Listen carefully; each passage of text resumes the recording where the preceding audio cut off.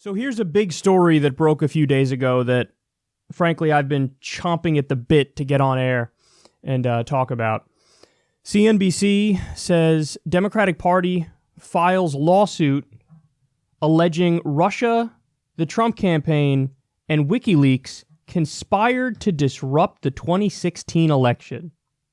The Democratic National Committee sued the Trump campaign, the Russian government, WikiLeaks on Friday, accusing them of conspiring to disrupt the 2016 presidential election. President Donald Trump's son, Donald Trump Jr., and son-in-law Jared Kushner are among the defendants. The DNC says Russia found a willing and active partner in the Trump campaign to attack American democracy and defeat Hillary Clinton. Now, Tom Perez went on Chris Hayes' show to go into detail about exactly what's going on here. Let's take a look, and then we'll come back and break it down.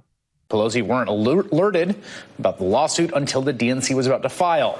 Tom Perez, the chairman of the Democratic National Committee, and he joins me now. Chairman, why now? Why now? Three reasons, Chris. Number one, we don't know how long the criminal proceedings will take, and nor do we want to rush that. And so we have to file in order to preserve our rights under the civil justice system, statute of limitations, things of that nature. So we have that legal imperative. Number two, over the course of the last year, I've done my homework. A year ago, it was clear to me that the Russians had hacked the DNC, and they did it with the purpose of helping Donald Trump and hurting the Democrats. But we didn't have the evidence a year ago connecting the Russians and the Trump campaign. We have that evidence now, and that's why we move forward. And thirdly, Chris, I'm worried about the 2018 elections. There is no accountability for what the Russians did. And when they do things with impunity because this administration won't hold them accountable, we've got to hold them accountable. That's what the civil justice system is about. It's about accountability. It's about deterrence. Our democracy is on fire, and we have to preserve our democracy. We've got to preserve full and fair elections, and that's a big part of what this is about. But the entities aren't going to be held accountable before the 2018 midterms, right? I mean, I've been around civil litigation a little bit, and boy, does that take a while. Well, absolutely, we won't finish the case before now, but we want to send a very, very clear signal. If you want to mess with elections here, there are going to be consequences. We are raising the cost of your interference. We know that this administration is Putin's poodle, and so they're not going to do anything. So we will continue to act. If you want to do that, if you're going to punch us, quite frankly, Chris, we're going to punch back. And that's what this lawsuit is about. We are protecting our democracy. When you go after the right to vote, when you go after the institution of elections, that is the essence of our democracy. So this wasn't simply an attack on the DNC. This was an attack on our democracy. Just a few of the reactions from some of the people that are named here. Roger Stone says it's bogus, it's meritless, it's baseless, based on conjecture, speculation, supposition. Some lawyers will have to be sanctioned for wasting the court's time. The Trump campaign says the Trump campaign will be prepared to leverage the discovery process, explore the DNC's now secret records about the actual corruption they perpetrated. And, of course, the president tweeting that it's good news that it will now counter for the DNC server that they refused to give to the FBI. And then he said the Wendy Wasserman Schultz servers, I think he then later corrected to Debbie Wasserman Schultz, a document held by the Pakistani mystery man and Clinton emails. The people you've sued have gotten your attention, I guess. Well, I mean, I saw that response, and it was kind of a greatest hits of all their wild conspiracy theories. And here's the thing for me, Chris. I spent 12 years or so at the Justice Department. They were some of the best years of my professional life. I worked as a career prosecutor under Republican and Democratic administrations. I believe in the civil justice system. This case now goes before an Article III judge. It's not trial by Twitter. It's trial in a court of law where fake news and the things that they're talking about that are just so unfactual. But what they're saying, that's wait a second. we will do. What they're saying, and I want you to be clear on this, what they're saying is this is fundamentally a political messaging document. It is not a serious lawsuit. Well, I'll tell you, Chris, this is not about partisanship. It's about patriotism. And I'll tell you one other thing. When the lawsuit was filed by the DNC against the Nixon campaign, That was the exact response of the Nixon campaign and John Mitchell and other folks who later became convicted felons. And we saw what happened in Watergate, and we will see what will happen here. It's true. 1972, shortly after the break-in, DNC files a lawsuit, settlement on the day that Nixon leaves office, if I'm mistaken. Finally, Senator Claire McCaskill, who's in one of the most contested races in the entire country, in Missouri, of course, she called this lawsuit a silly distraction. And I wonder if your response to that. Well, we can walk and chew gum. I love Senator McCaskill. We've invested in her race. We're going to continue to invest in her race because she's a great senator. But I'll tell you, I disagree for the simple reason that our democracy is at risk here. We have to make sure that the elections coming up in November are fair. And they invaded us the last time. They hacked the DNC. They tried to influence the outcome of the election. There's no accountability in the White House. And why wouldn't they do it again? Indeed, Tom. Why wouldn't people fuck with our elections again if they fucked with it in the past and they got away with it? For instance, you're the head of the DNC. The DNC, it's been proven that they fucked with the 2016 primary and fundamentally rigged it in favor of Hillary Clinton and against Bernie Sanders. Now, don't take my word for it. Go back, read all the articles, go back directly to the WikiLeaks emails, and you'll learn very quickly that, you know, for example, the DNC had a legal agreement with Hillary Clinton's campaign, and they made it so that she got final say on every press release. You couldn't make this up if you tried. Even Donna Brazile, who's a big-time Hillary Clinton supporter, said that when she realized what was actually going on when she was the interim head of the DNC, it disgusted her. And she said, wow, what the Bernie Sanders supporters have been saying all along is absolutely correct, that this was rigged in favor of Hillary Clinton. Elizabeth Warren, in a moment of honesty, after we learned about the nature of that contract between the DNC and the Hillary Clinton campaign, said on a 24-hour cable news show, yeah, it was rigged. It's clear that it was rigged. We learned that they hid debates. They changed voting times in pro-Bernie districts. They undemocratically gave her superdelegate votes before the actual votes came in. So we're talking about an organization that was disgustingly biased in favor of one of the two candidates during a primary. And then they had the nerve in court to say, hey, listen, we didn't necessarily fuck with it, but even if we did, it would be legal and totally okay. So the guys who just claimed, hey, not having a democratic system is a good thing, not having a democratic system is totally fair game because the DNC is a private organization, so fuck right off if you don't like the way we do things. That organization is now, giving us crocodile tears. Oh, the sanctity of our elections. We have to preserve our democracy. Quote, there are going to be consequences for messing with elections. That's what Tom Perez is saying. I've never seen a more out-of-touch, disgusting PR stunt in my life. And understand, there's only a tiny group of people who are cheering on this silliness. Because here's who you lost. First of all, your entire base.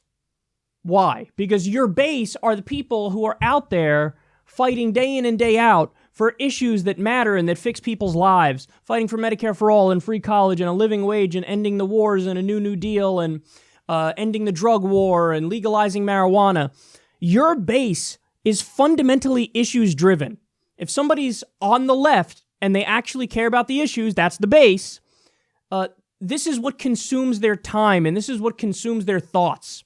What you do here is, yet again, take your eye off the ball and you get mired in conspiracy theory and you get mired in extreme partisan hackery and you're not talking about any of the issues that really matter. So you lose your base with a PR stunt like this.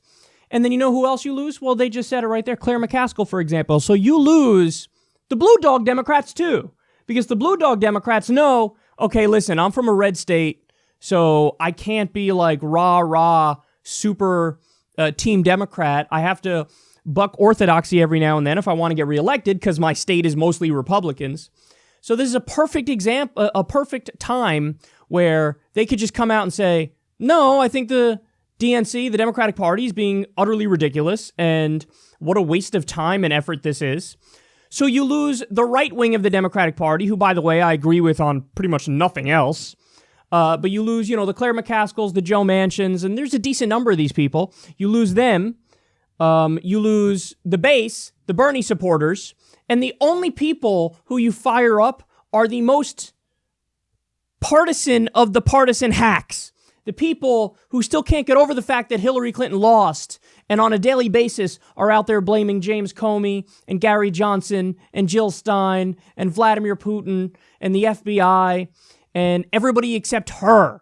They're blaming racism and sexism and whatever they could point to that absolves the neoliberal corporatist warmonger that is Hillary Clinton. That's what they're doing. So this is yet another way for the Democrats to not learn the lessons of the 2016 election. And by the way, everybody's making fun of this. The Onion had a hilarious headline about this.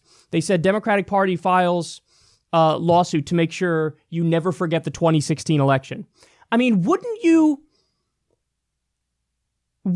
that be the first thing you'd want to do if you're the Democratic Party? Like, okay, let's try to get people to forget the fact that we lost to a caricature of a human being, a living parody, a fucking orange-faced, fake-haired buffoon with a low IQ who can't string together coherent sentences and contradicted himself every 8 seconds.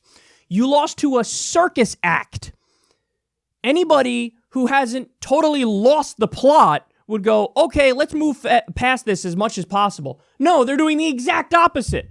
They don't want you to forget that they lost to Donald Trump. And now they're filing a sour grapes lawsuit. And then, by the way, even if you're one of the people who says, okay, you know what, Kyle, I think there's a lot more to this collusion story than you let on. Fair enough. But there's still a giant problem with this lawsuit. Do you have any idea the First Amendment implications this has for the future? The precedent that you're setting? Because what they're saying is you can't have newsworthy information be published by WikiLeaks. WikiLeaks does what news outlets are supposed to do. Hey, we got this information on elites, on powerful people. They're hiding it from you. They shouldn't be hiding it from you. This is obviously in the public's interest to learn this stuff. You get to see how the sausage is really made and how corruption really works. So WikiLeaks is doing what all the mainstream media outlets should be doing.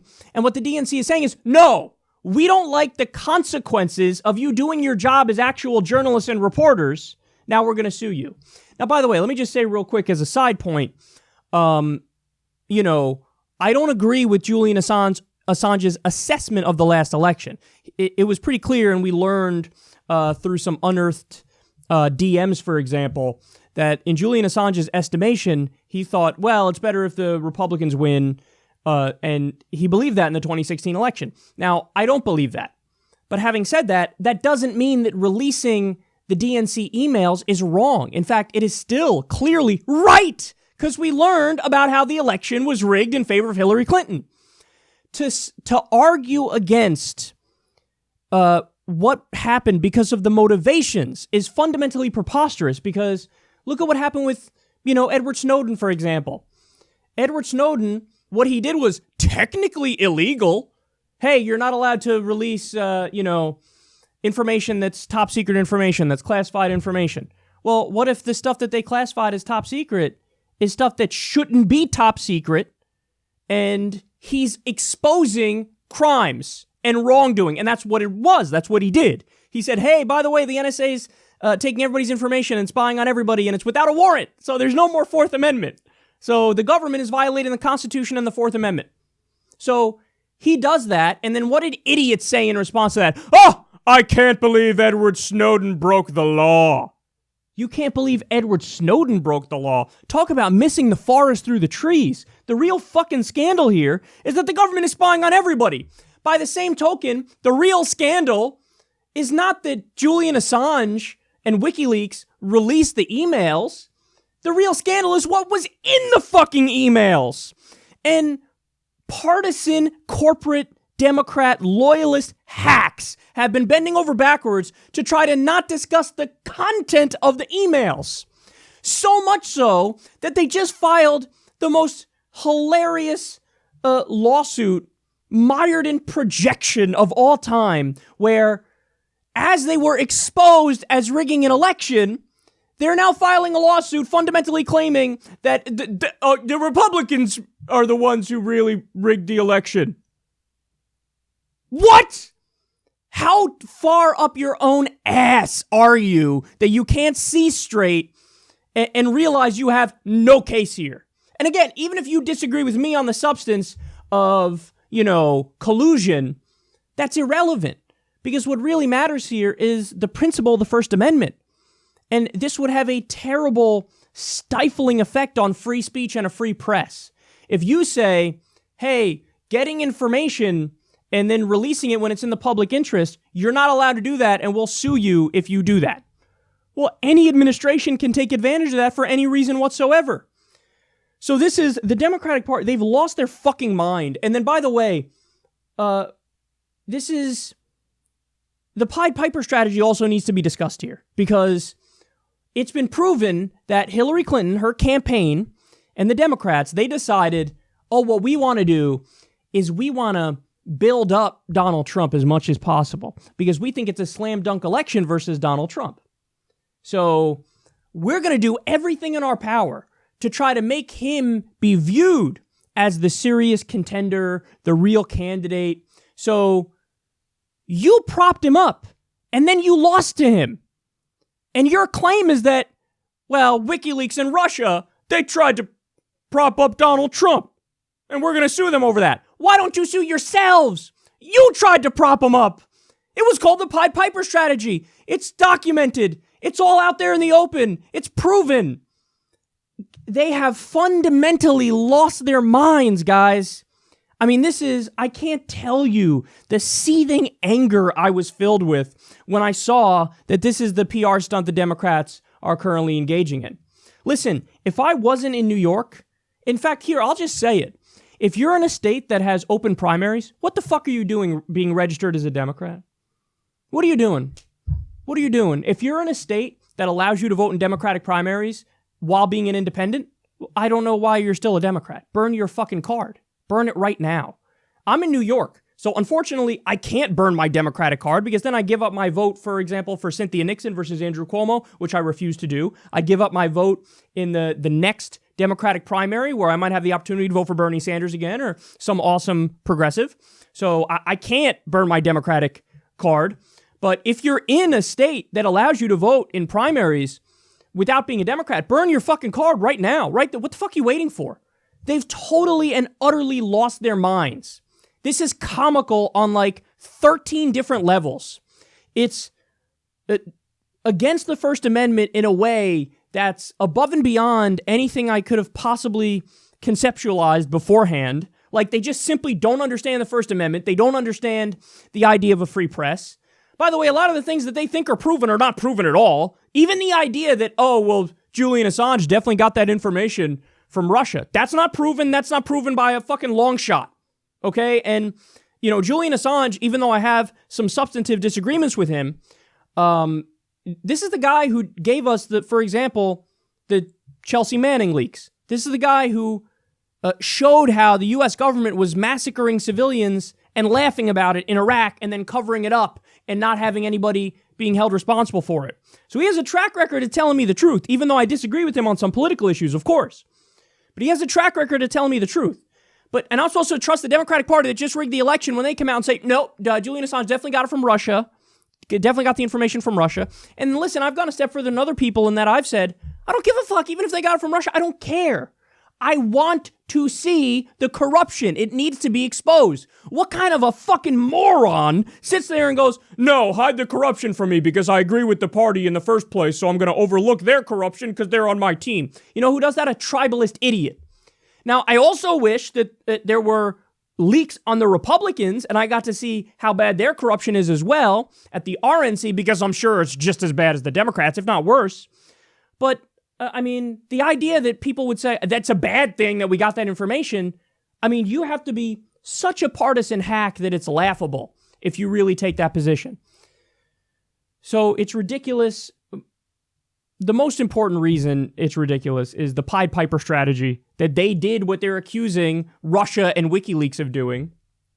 And then also that you guys just rigged the 2016 primary. And you want to talk about evidence, that's where there's evidence. Mountains of evidence. I mean, God damn it, man. There were questions slipped to Hillary Clinton before the debate. We just learned Ed Schultz just came out and exposed everything and said, listen, when I was at MSNBC, they didn't even want me to cover Bernie Sanders launching his campaign. A sitting senator is going to run for president. And the head of MSNBC called and said, you're not covering this.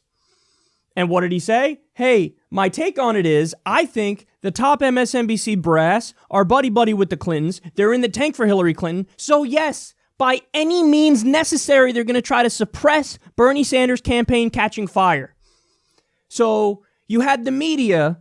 They rigged it at the media level against Bernie Sanders. They rigged it in the DNC against Bernie Sanders. They had all these tricks up their sleeves. They do that, and then they have the nerve, after she loses to a fucking rodeo clown, to turn around and go, we care about free elections and free and fair elections, please.